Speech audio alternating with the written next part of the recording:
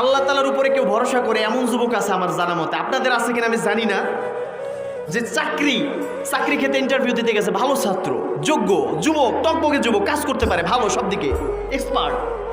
ও কাজ করতে চাকরি করতে গেছে, চাকরির নোটিশে লেখা ছিল তোমার মুখে যদি দাড়ি থাকে, দাড়ি ছোট না করলে তোমাকে চাকরি দেওয়া হবে। কথা বুঝতে পারতেছেন? এমন যুবক অনেক আমার পরিচিত আছে যারা ওই সময় ওই চাকরিটাকে ছেড়ে আল্লাহর উপরে ভরসা করে বেরিয়ে আসছে। সুবহানাল্লাহ। এমন আছে না নাই? আছে না নাই?